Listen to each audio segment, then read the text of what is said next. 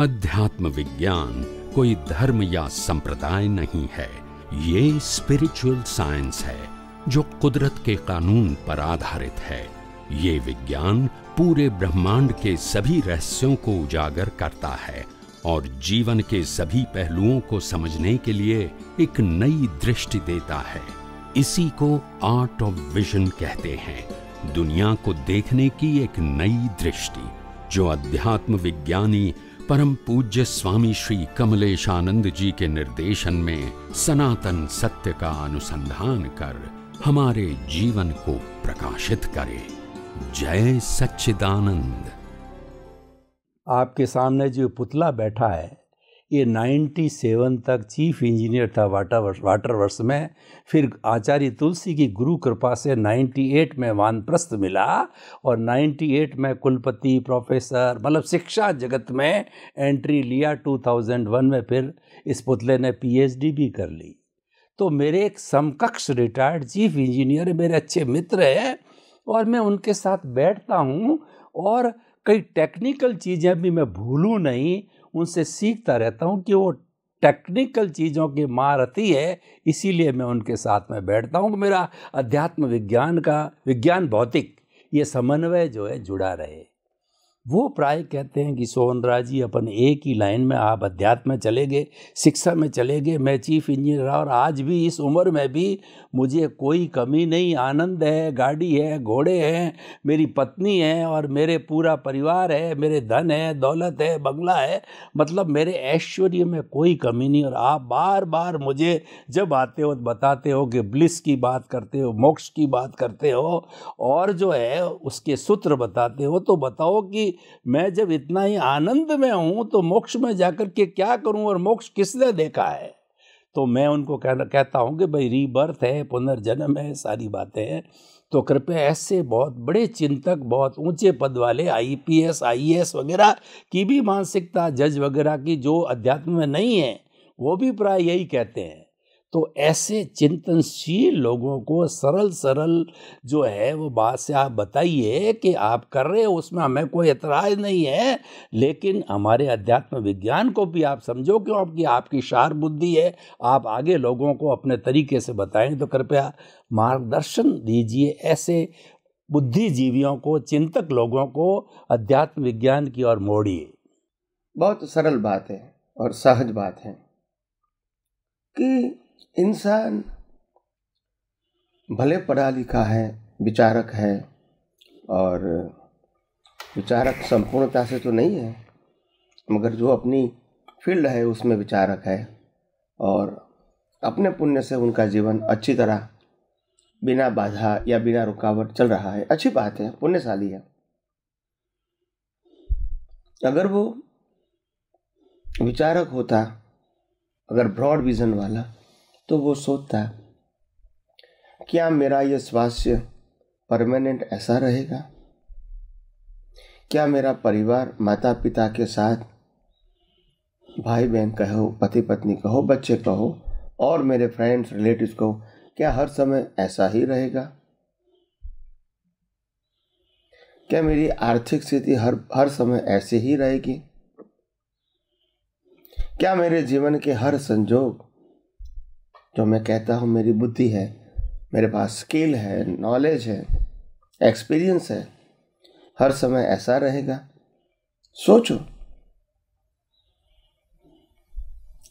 कहने का मतलब ये है, जैसे जैसे कोई चीज़ हमको प्राप्त होती है उसी के साथ उसका आयुष्य जुड़ा हुआ है। आप इंजीनियर हैं, हो सकता है आप बहुत गोल्ड मेडलिस्ट है, या तो आप आपके फील्ड में मास्टर है, हो सकते हैं। It is good, not bad, मगर ये भी तो समझना पड़ेगा कि जैसे जैसे एज होती जाएगी आपका स्वास्थ्य अच्छा नहीं होगा और धीरे धीरे आप उनसे, आपका लगाव अलग हो जाएगा, आपके प्रोफेशन से, फिजिकली कहो, मेंटली कहो। धीरे धीरे ये सब चीज़ें लुप्त हो जाएगी या तो माइल्ड हो जाएगी, एक्टिव फॉर्म में नहीं रहेगी। और सबसे बड़ी बात तो यह है कि नेक्स्ट बर्थ में तो कैरी फॉरवर्ड होगी ही नहीं। या आपकी स्किल कहो, नॉलेज कहो, डिग्री कहो, अनुभव कहो, जो भी कहो, नहीं आगे होगा। तो आखिर हमको सोचना पड़ेगा कि this is only for 30, 40, 50, 60 years only, और उसको हमने वैल्यू बना दिया कि आगे भी हमारा लाइफ है, उसके लिए भी सोचे। आज हमको अच्छी तरह सुख सुविधा मिल रही है, पैसा भी मिल रहा है, परिवार भी अच्छा है, हम सब कुछ जो हमारा फील्ड है उसमें जानकारी भी अच्छी हमारी है, अच्छी बात है। मगर ये आप मत भूलो कि बचपन से लेके आज तक आपको जो कुछ भी संजोग पॉजिटिव मिले हैं वो पिछले अवतार के आपके पुण्य का ही फल है। आपको खुद को भी मालूम है कि कहीं सारे बालक या बच्चे अपने जीवन में कुछ करना चाहते हैं मगर नहीं कर सकते, क्योंकि उनकी सामाजिक स्थिति, आर्थिक स्थिति ठीक नहीं होती है। तो अच्छे स्टूडेंट भी, अच्छे बालक भी एजुकेशन के फील्ड में आगे नहीं बढ़ सकते हैं। ये भी एक संजोग है। ये भी हो सकता है कि बिना पढ़ा लिखा आदमी भी भौतिकता के बारे में, लक्ष्मी के बारे में बहुत आगे बढ़ सकता है। मेरा कहने का मतलब ये है कि सिंपल बात ये है कि जो थिंकर पीपल होते हैं वो आगे का सोचते हैं कि फिर क्या। अगर मैंने बचपन में खेल लिया, आगे क्या? पढ़ाई कर लिया, डिग्री प्राप्त कर लिया, आगे क्या? पैसा कमाया, आगे क्या? शादी कर लिया, आगे क्या? बच्चे को जन्म दे दिया, आगे क्या? इनको पढ़ाया, उनकी भी शादी करवाई, आगे क्या? हम रिटायर हो गए, आगे क्या? फिर एक दिन हमको मालूम है कि जो कुछ हमने आज तक किया, शरीर के लिए किया, परिवार के लिए किया, समाज के लिए किया, अपने भविष्य के लिए किया, आखिर ये सब कुछ तो छोड़ना है और नेक्स्ट बर्थ में स्टार्ट फ्रॉम द जीरो। तो आपने कौन सी बड़ी प्राप्ति कर लिया? ये कोई परमानेंट सत्य तो है नहीं, ये कोई परमानेंट अवस्था तो है नहीं। तो मेरा कहने का मतलब है कि हमारे बहुत बड़े बड़े साइंटिस्ट जो भारतवर्ष के या विश्व के हैं, वो भी ये कह रहे हैं कि आखिर हमने इतना सारा संशोधन किया, 5 एलिमेंट्स के ऊपर रिसर्च किया, रियलाइजेशन किया, डिस्कवर किया, उसके बाद भी हमको ये समझना बाकी है कि जिनकी प्रेजेंस में ये डिस्कवर हुआ है वो कौन है, वो जानने का हमको बाकी है। इसको कहते हैं विचारक। कितना पाया वो नहीं, अभी आगे क्या है, कुछ तो पाने का है। This is not ultimate.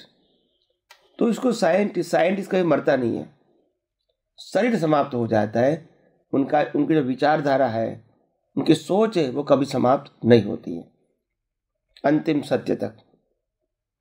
तो इसीलिए हम ये कहना चाहते हैं कि आपके जीवन में सुखी है, संपन्न है, स्वस्थ है, परिवार भी आपका ठीक चल रहा है, अच्छी बात है, आपके पुण्य की बात है। मगर एक बात तो आपको ध्यान में रखना पड़ेगा कि शरीर को तो एक दिन जलाना ही है, परिवार और संपत्ति को छोड़ना ही है, डिग्री भी यहाँ ही छोड़ना है, और जो साथ में आने वाला है वो सिर्फ आत्मा के साथ कर्म आएगा, जो कर्म की भुगतान हमको नेक्स्ट बर्थ में मिलेगी। ये भी तो हमको सोचना पड़ेगा। और इसीलिए इस अवस्था जो वर्तमान में हमारे पास है, इसका अहम मत करो। एक दिन समाप्त संपूर्ण हो जाएगी और हर समय समाप्त हो ही रही है हमारे आयुष्य कर्म के साथ। तो आइए हम सब यही आध्यात्म विज्ञान को और गौर से, यथार्थ दृष्टि से, विशाल दृष्टि से, एक थिंकर के हिसाब से समझने की कोशिश करें और अपना जीवन खुद का ही धन्य बनाएं। स्वामी जी, आज मैंने व्हाट्सएप पे देखा कि हमारे एक जैन मुनि, युवा जैन मुनि जो कि साधक है, मंत्र की साधना करते हैं और भी कई तरह की साधना करते हैं, तो इस तपती हुई धूप में वो ताप रहे थे और उसके नीचे लिखा हुआ था कि फला फला मुनि जी ये तप की बड़ी साधना कर रहे हैं, तपस्या कर रहे हैं, उतापना ले रहे हैं और अपने कर्मों की अधिक से अधिक निर्जरा करना चाहते हैं। तो स्वामी जी, अध्यात्म विज्ञान की दृष्टि से बताइए, हो सकता है उनका अपना एक तरीका, हम उसका विरोध नहीं करते हैं, पर अध्यात्म विज्ञान जो है इस साधना को किस रूप में लेता है, और जो मुक्ति की साधना, उनका ध्येय मुक्ति है, तो कि मुक्ति की साधना में इस तरह की आतापना का क्या महत्व है? मैं तो एक समीक्षा की दृष्टि से पूछ रहा हूँ, मेरा कोई राग द्वेष या किसी के प्रति वो कोई बात नहीं है, समझने की दृष्टि से मैं कर रहा हूँ। कृपया इसके ऊपर एक खुलासा दीजिए। आध्यात्म विज्ञान एक बात साफ बताता है कि अगर आपको आत्मा की अनुभूति करनी है तो शरीर को भूखा रखोगे, शरीर को तपाओगे, शरीर की जरूरत को पूरा नहीं करोगे, जानबूझ के एक तप के माध्यम से, और उसको न देना वो ही आपका आत्मा का पुरुषार्थ मानते हैं, मुक्ति का पुरुषार्थ मानते हैं, तो ये तो बात समझ में नहीं आती है। आप पुण्य की बात करोगे तो मैं समझ सकता हूँ कि कोई पर शुभ क्रिया है, इसे पुण्य बनता है। किसी को त्याग करना, त्यागे सो आगे, वो लिखा है, मैं मानता हूँ। आपने त्याग किया तो आगे मिलेगा, घर परिवार संपत्ति साधन छोड़े तो कुदरत आपको क्रेडिट देगी, वो credit carry forward in next person, मैं उसको मानता हूँ। मगर ये आत्मा के लिए कर रहा हूँ, ये तो कोई जगह सेट ही नहीं होता है। अगर मैं 6 महीना भूखा रहूंगा, आत्मा से क्या मतलब है? अगर मैं खाता हूं रेगुलर, आत्मा से क्या मतलब है?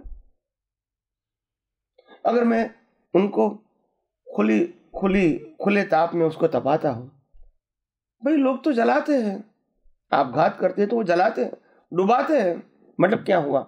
आत्मा का कल्याण हो जाएगा? नहीं, मतलब क्या है, कंसर्न क्या है? विज्ञान तो समझना पड़ेगा ना।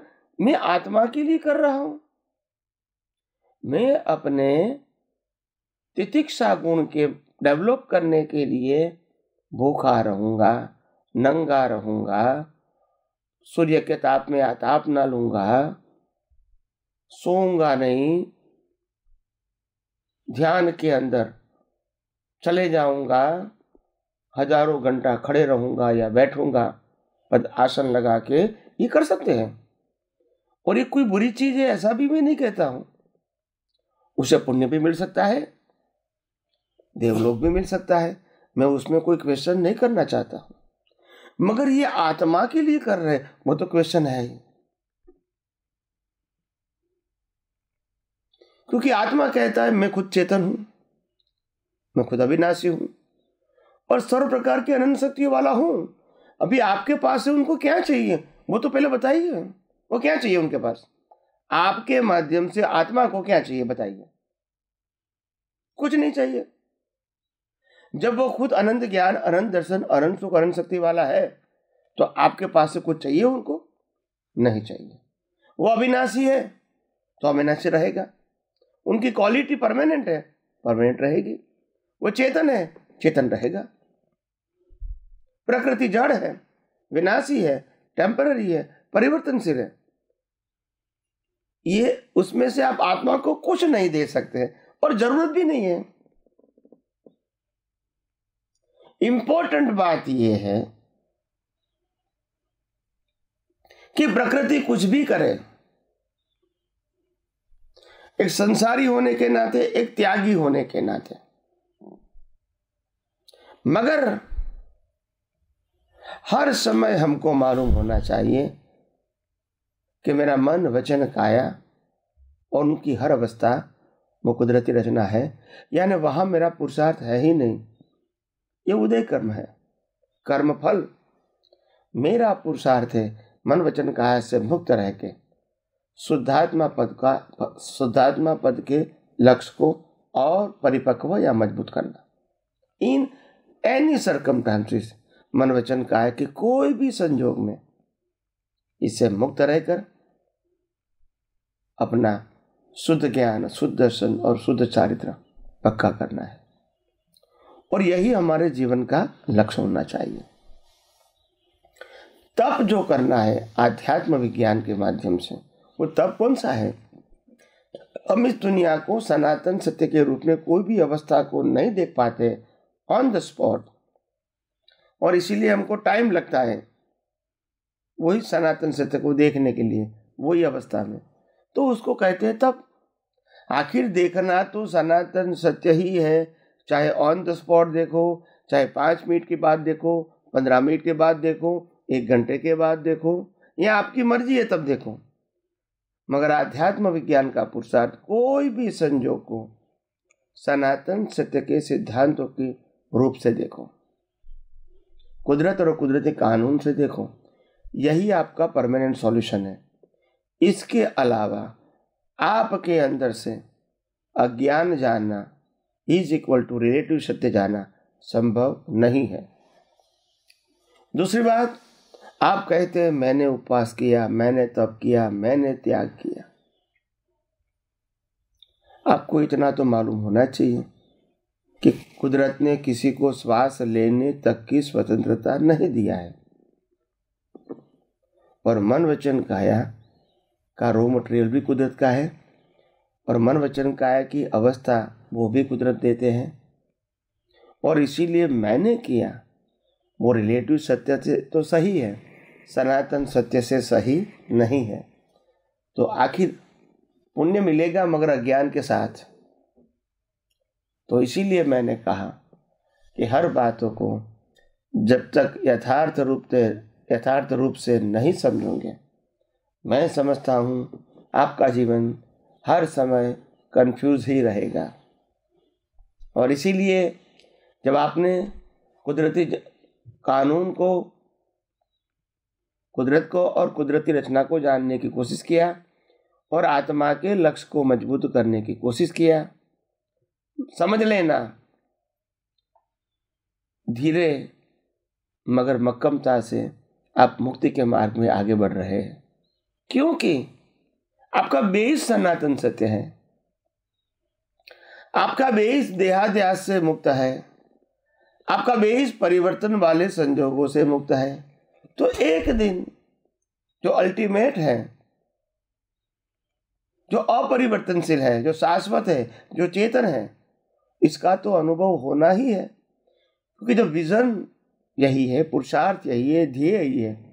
तो इसीलिए मैंने कहा यह आध्यात्मिक विज्ञान हमको बहुत कुछ सिखाता है, बहुत कुछ परिपक्व करता है हमारी दृष्टि को, और हमारी जो सोच है इर्द गिर्द घूमती रहती है, इसको सेंटर में ला देती है कि हु आई एम, आखिर मैं क्या हूँ, मेरी शक्ति क्या है, मेरा स्वभाव क्या है।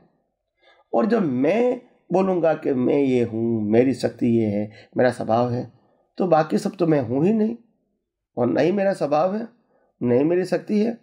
Why I am involve and enter, why, हम क्यों जो हम नहीं है उसमें एंटर होंगे, हम क्यों जिसको नहीं चलाते उसको हम अपना शक्ति मानेंगे, क्यों। तो आध्यात्म विज्ञान में जो भी बात समझना है वो सिद्धांत से ही समझना पड़ेगा, और क्योंकि हमारा सेंटर पॉइंट है अज्ञान को नाश करके अपने शुद्धात्मा पद को और मजबूत या परिपक्व करना है विद शुद्ध ज्ञान दर्शन चारित्र। तो आइए हम सब यही आध्यात्म विज्ञान को और गहराई से आगे समझने की कोशिश करें और अपना जीवन धन्य बनाएं।